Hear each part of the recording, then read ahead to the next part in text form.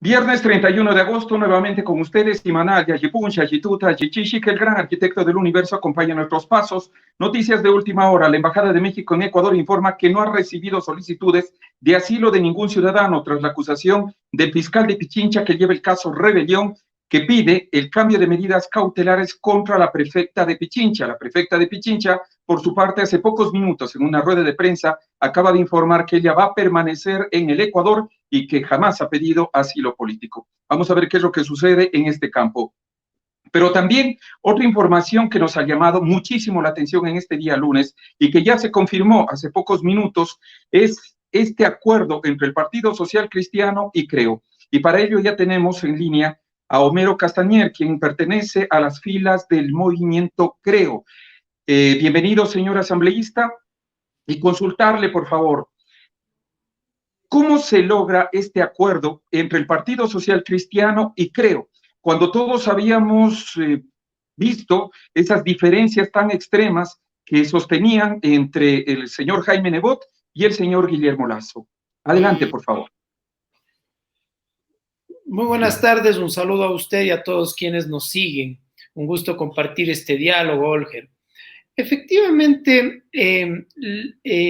para un país como el Ecuador, un país de 17 millones de habitantes, tener 19 binomios presidenciales en carrera realmente es desproporcionado. Desproporcionado y muchas veces confunde al electorado, hace que se disperse el voto y que se tenga un escenario complejo, más aún en un proceso electoral atípico como el que estamos yendo a enfrentar. Pienso yo que lo que se ha venido dando de diálogos, de conversaciones, según lo que permite el Código de la Democracia, después de pasar las elecciones primarias o representativas democráticas internas de cada movimiento o partido político, este espacio de las posibles alianzas, ha llegado a la posibilidad de algunos entendimientos, ¿no? Entendimientos que no deben ser sino tomados como tales, ¿no? Existen las posibilidades de diálogo, de conversar, de llegar a consensos en ciertos temas. A veces en un grupo de amigos de 4, de 5 personas no podemos ponernos de acuerdo cuando decimos, por ejemplo, vamos a comer algo, vamos a servirnos algo, el uno dice yo quiero un pollo asado, el otro un chaulafán, el otro a lo mejor un almuerzo. No se diga entre movimientos y partidos políticos cuando hay intereses, cuando hay cálculos, cuando hay diferencias, es más difícil, pero eso es lo que quiere el pueblo ecuatoriano. Lo que quiere el pueblo ecuatoriano es que dejen de discutir los líderes y que les solucionen los problemas, ¿no? En esta crisis no solo sanitaria, económica y de valores que está viviendo el país, un país que está terminado, un gobierno de Lenín Moreno que está terminando devastado. Necesitamos acuerdos mínimos en temas importantes y no se diga en temas políticos de cara a las elecciones de febrero del 2021. Señor asambleísta, ya que usted ha tomado el símil de los amigos, es decir, que siempre fueron amigos Jaime Nebot y el señor Guillermo Lasso. Bueno, yo tengo entendido que incluso una época de la vida de función pública trabajaron juntos. Recordemos que Guillermo Lasso estuvo al frente de la Fundación Terminal Terrestre y trabajaron juntos, y este rato, por ejemplo, la gente que tiene la oportunidad de visitar el Terminal Terrestre de Guayaquil, que es uno de los mejores de Sudamérica, no pregunta si esto hizo los amarillos, los blancos, los verdes, simplemente la obra está allí, la obra sirve, y eso es lo importante para el país. Yo pienso que el día de mañana a la gente que está sin trabajo, casi 6 millones de ecuatorianos, no les interesa si es la 6, si es la 21, si es la 40, si es la 28, cualquier lista que puede generarle días mejores, sino simplemente que se generen esos días mejores. Las elecciones se nos vienen, las elecciones son impostergables, la Constitución manda en mayo del 2021 elegir nuevos asambleístas, nuevo presidente, nuevos parlamentarios andinos, y en ese sentido los acuerdos los consensos que se pueden llegar en función de algo importante. También, ¿quién es el que más posibilidades tiene de llegar? Nosotros tenemos las encuestas y claramente Guillermo Lasso sobrepasó la preferencia de la tendencia que representaba a lo mejor Jaime Nebot, Otto Sonnenhosner, Álvaro Noboa, ahora Cristina Reyes, y se puede generar una tendencia, un solo candidato que pueda aglutinar esa preferencia electoral. Y siempre con el respeto que se merece, señor asambleísta, pero usted habla de un gobierno devastado que está finalizando, el de Lenín Moreno, pero con ese gobierno ustedes han cogobernado durante todo este tiempo, han votado junto a este gobierno. Más bien el Partido Social Cristiano durante los últimos meses se vio un acercamiento hacia la Revolución Ciudadana. Es decir, para mí, sinceramente, es incomprensible. Como que el Partido Social Cristiano más estaba, incluso en las votaciones, se les podía ver votando con Revolución Ciudadana, en cambio ustedes votando con el gobierno nacional. Mire, cogobierno no ha habido, y quiero ser claro y categórico, nosotros no hemos tenido un solo funcionario, ni hemos pedido nada, absolutamente nada a cambio de nuestro accionar. Eso lo demuestra nuestro bloque legislativo, del cual tuve la oportunidad de ser jefe de bloque del año 2018 al 2019. Jamás pedimos ningún condicionamiento para nuestro apoyo. Nuestro apoyo ha sido a leyes, a propuestas que creemos que son positivas para el país. A veces no necesariamente lo correcto es popular, pero nosotros no estábamos pensando en que era popular. Muchos sí estaban pensando en que era adecuado para la próxima papeleta. A lo mejor no sonaba popular votar en una ley, no sé, la ley de apoyo humanitario, pero nosotros creímos que fue lo correcto porque lo que está planteado en esa ley, el tiempo nos dará la razón, que va a salvar más empleos que deteriorar empleos, o que gente vaya despedida a las calles. Por ejemplo, la interpretación del Código de Trabajo para que no se aproveche el tema discretamente de emergencia o de caso fortuito para botar a la gente a la calle. Pero, por ejemplo, con el de finanzas públicas no es lo mismo, señor asambleísta. Eso definitivamente nos lleva a la monetización o privatización de los servicios públicos, e incluso se habla que esto nos podría llevar a un futuro incierto de lo que significaría el Instituto Ecuatoriano de Seguridad Social, y hablemos igual del Banco Central del Ecuador. Mire, nosotros nos cercioramos, nos aseguramos de que justamente se garantice el tema de que la seguridad social sea autónoma, de que no pueda seguirse manejando como caja chica, la famosa frase que se ha utilizado al seguro social, pero que el gobierno tiene que saber qué inversiones se hace y no se hace, cuando el gobierno también aporta el 40% de las pensiones mensuales de los trabajadores, algo que en el gobierno anterior, en el gobierno de Rafael Correa, se le quitó. Se tiene derecho a conocer. Imagínense que declararon hasta reservadas las cuentas del Instituto Ecuatoriano de Seguridad Social y que nosotros los afiliados no podríamos conocer. Ahora está permitido, tiene que ser claras, transparentes, cristalinas, el tema actuarial. Y yo le comento algo, Olger. Antes de que se toque esta ley de finanzas públicas, el riesgo país estaba disparado. El riesgo país, como nos veían los mercados internacionales, era realmente el segundo peor país de Latinoamérica. Ahora, al poner orden en la casa, ley de ordenamiento de finanzas públicas y claridad, el riesgo país ha bajado a la mitad de lo que estaba antes de aprobar esa ley. Y eso es importante porque eso va a permitir que, no ahora, este gobierno está de salida, este gobierno está acabado, este gobierno no podemos esperar nada, simplemente que llegue a terminar el mayo del próximo año, que para el próximo gobierno tengamos un escenario positivo de estabilidad, porque pienso que más abajo de lo que hemos caído, no podemos caer. Ahora Pero tenemos señora que tener... asambleísta, señora asambleísta, todavía le quedan algunos meses a este gobierno, por más que usted diga que ya está caído.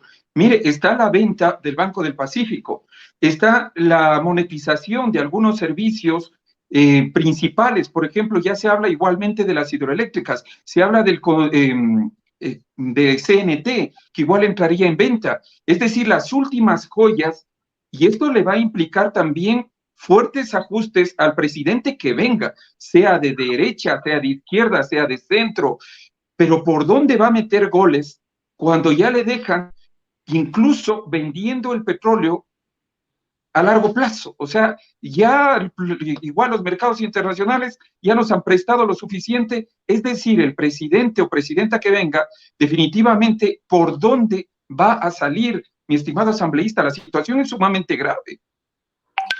Así es grave. Nosotros en la última sesión de la Asamblea Nacional, la semana pasada, votamos a favor para que se desclasifique justamente las condiciones de esta negociación del Banco del Pacífico. Pienso yo que es inadecuado, completamente inadecuado, realizar la venta, porque no es más que venta, es privatización, ellos le llamaban monetización de la hidroeléctrica sopladora, de CNT, que es lo que se planteó en la proforma presupuestaria, 2.000 millones de dólares del año pasado, porque estamos en una época pésima para vender. Este rato nos paga, si es que yo quiero vender algo, se paga, como se dice popularmente, a precio de gallina con mal. Es decir, no hay un escenario adecuado para que se pueda vender bien los bienes, y CNT, siendo una de las empresas públicas de mayor rentabilidad, no sería lo adecuado actualmente venderla. Pero más allá de eso, yo pienso que el escenario no debe ser tanto en qué vamos a privatizar para conseguir dinero o qué vamos a vender para conseguir dinero.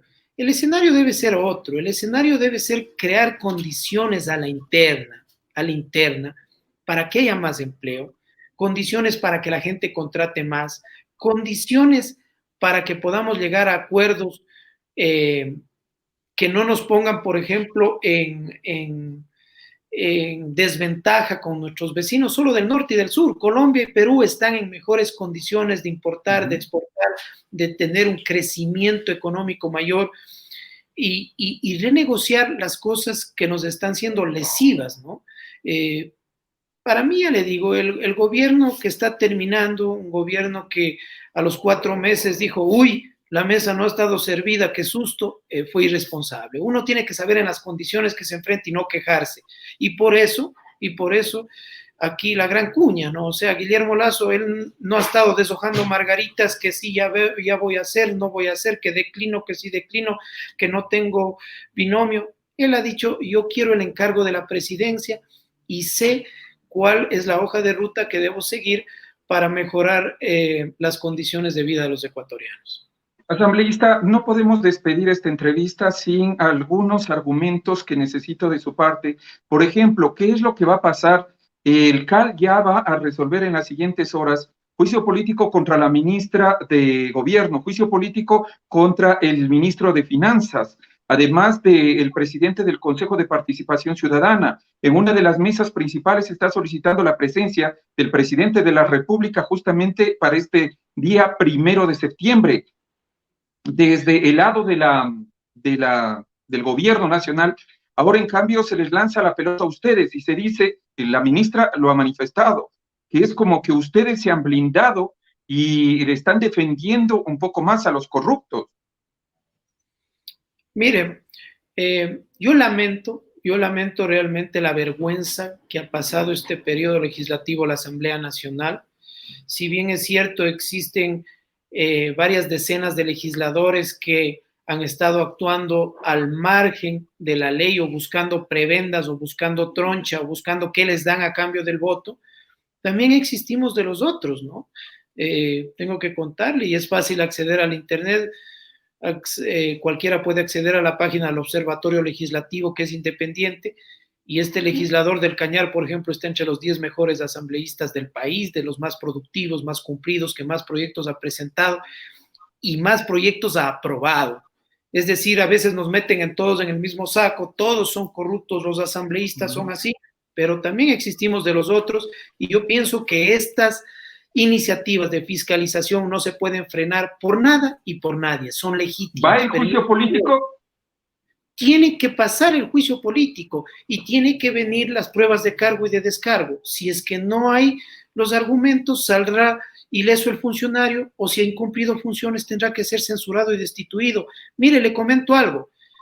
Yo presenté una reforma para los artículos 80 y 88 de la Ley Orgánica de la Función Legislativa para que sea mandatorio que después de que se presente un juicio político, el presidente de la asamblea o presidenta en 5 días ponga en conocimiento del CAL y no se guarde discrecionalmente 3, 4, 6, 8, 10 meses. Entonces, eso, por ejemplo, quizás algún rato toquemos la Ley Orgánica de la Función Legislativa, esas reformas, para que no pase lo que ha pasado. Imagínense, hay 5 juicios contra el ministro de Finanzas, hay juicios contra la ministra de Gobierno, eso tienen que pasar y tienen que ventilarse, porque eso es el juicio del pueblo ecuatoriano a través de sus asambleístas representados, gústele o no gústele, los que están ahí. Pero asambleísta, pero eso más bien no viene a ser un cálculo político. Y le digo porque incluso ya muchos de ustedes están como candidatos. No se ha visto la fiscalización durante todo este tiempo y han permitido que pasen, justamente usted dice, 5 demandas de juicio político al señor ministro de Finanzas, y bueno, no se ha hecho absolutamente nada. Y eso es lo que reclama la ciudadanía. Pero como están a puertas de iniciar ya este periodo electoral, es un poco, no es como limpiar la imagen y decir, miren, ahora sí fiscalizamos. No, más bien no, Olger, le comento. Los últimos 10 años del gobierno anterior no hubo un solo juicio político. ¿Sabe cuántos juicios políticos ha habido en este periodo? 16. 16 juicios políticos en 3 años. Más bien ha habido una intensidad brutal, porque no solo ha habido esos 16 juicios políticos, ha habido 3 presidentes de la Asamblea, 4 vicepresidentes del Ecuador, 3 asambleístas destituidos. Fue enjuiciada también y sometida a investigación la expresidenta de la Asamblea, Elizabeth Cabezas, sino que lamentablemente ha sido tanta la intensidad de escándalos, de problemas, que los carnets, que los diezmos, que la delincuencia. El uno le tapa al otro. Que el uno le tapa al otro, exactamente. Pero, señor asambleísta, no es limpiarse la imagen, o sea, insisto, y además, ¿ustedes cómo van a votar en este tema? Y un tema adicional para finalizar. Se ha criticado mucho el lado Opus Dei que tiene su candidato a la presidencia de la República, el señor Guillermo Lasso, en cuanto a el Código de la Salud. Lo que se está pidiendo ahí es que si una emergencia obstétrica, si una mujer está en emergencia obstétrica, pueda llegar al aborto. Y su candidato dice, si es que no pasa, incluso la vicepresidenta, ahora dice la ministra de Gobierno que no lo ha mencionado, pero la vicepresidenta le presiona al gobierno nacional a cambio de un veto. Bueno, en la primera parte que usted me decía, no será lavarse la cara, le digo, nunca es tarde, nunca es tarde. Si es que aquí tienen que irse, no 3, 5, 7, 12, 10, 12, 20 asambleístas, tienen que irse, porque la asamblea tiene que llegar a ser el reflejo de lo que es la sociedad ecuatoriana. ¿Se van a autodepurar? Hemos estado en eso. Lamentablemente no hay cómo hacer un combo y meterles a todos, se tiene que hacer uno. Ahora estamos justamente en la investigación a Eliseo Azuero y tienen que actuarse de acuerdo a derecho. Asambleístas que con cometido ilícito separados de la asamblea y a responder a la justicia. Y en el tema del Código de la Salud, mire, le voy a decir unas frases que nos dijo alguna vez nuestro líder Guillermo Lasso. Él nos dijo, yo quiero ser presidente del Ecuador y no rector de la moral de los ecuatorianos. Él tiene su posición, pero él respeta mucho las posiciones y las diferentes formas de pensar, ¿no? Yo tengo mi criterio allí y le voy a poner mi criterio comparado a lo que pasó en el Código Penal. Si no nos ponemos de acuerdo en algo, Ahí había el tema de votar la despenalización del aborto en casos de violación, cuando se trató el Código Penal en noviembre del año pasado. Si no nos ponemos de acuerdo, separemos y votemos por separado. ¿Por qué? Porque no podemos votar este rato 3 libros complejos, como fue los 405 artículos del Código de Salud, pero eso no se hizo. Y nosotros creemos que se debería analizar. Yo no me cierro a que se puede analizar, a que se puede legislar ese tipo de situaciones que pueden sonar polémicas, pero que queden claritas, que quede hasta el último punto y coma, porque abrir una puerta o dejar medio entreabierta una puerta sin poner claras las condiciones, por ejemplo, de la gente que supuestamente no tiene sexualidad definida, que púberes, que niños que estén en la pubertad puedan someterse a operaciones sin estar claro el tema de los cromosomas, del tema de la génesis del genoma humano, ¿sí? Tiene que aclararse porque eso puede prestarse para que el día de la mañana un padre le someta a una operación a un niño sin el consentimiento de él. Igual en el tema del aborto. Entonces, ¿usted está de acuerdo con el veto presidencial?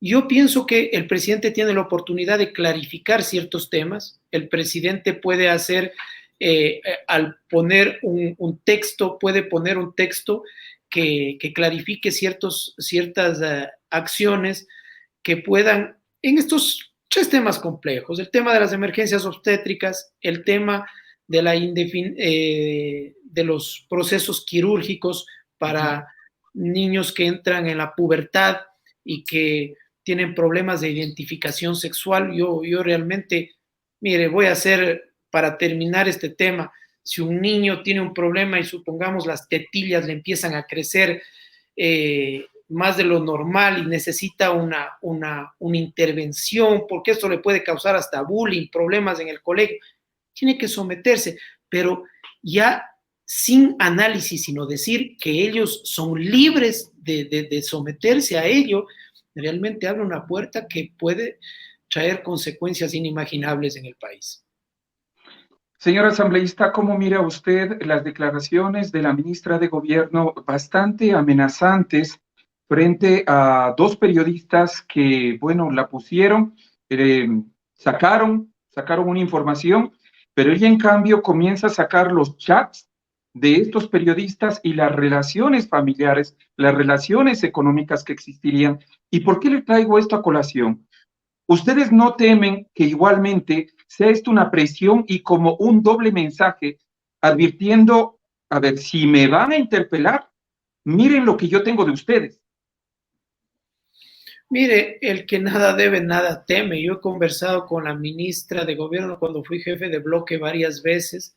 Jamás ha habido un condicionamiento de parte nuestra ni de parte de ella frente a un tema de votación. Tengo que ser claro, pero sí nos llama la atención de que ahora se vuelva un problema de dimes y diretes entre la prensa y la representación política que debe tener el gobierno, ¿no?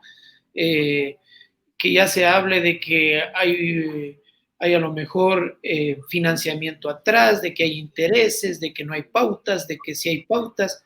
Eso no le hace bien al país. Yo pienso que si es que hay una investigación, esa investigación tiene que hacerse a fondo. Lo que sí es claro es que hubo aquí un reparto, y hubo un reparto no solo de puestos públicos, sino de puestos y de hospitales. Eso realmente es lo que sabemos que se ha dicho. Yo no me quiero adelantar un poco porque es una investigación reservada, está en tema de la fiscalía, pero se ha mencionado que asambleístas recibieron cuotas políticas no solo en obras en el sector público, sino en hospitales. Y que valga esto de precedente. Si es que tienen que volar cabezas, que valga de precedente para que no se atreva en el futuro ningún asambleísta a pedir algo a cambio de su voto o su posición política. Señor asambleísta, finalizo, por favor, en una sola palabra: Dios. Todo.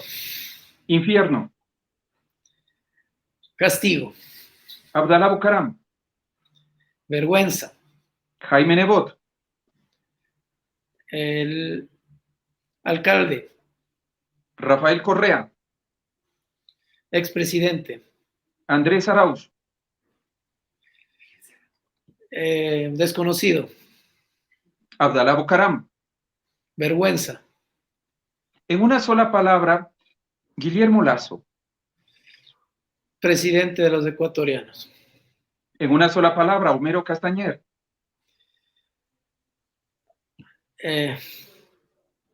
Humano. Creo que le puse demasiado complicado.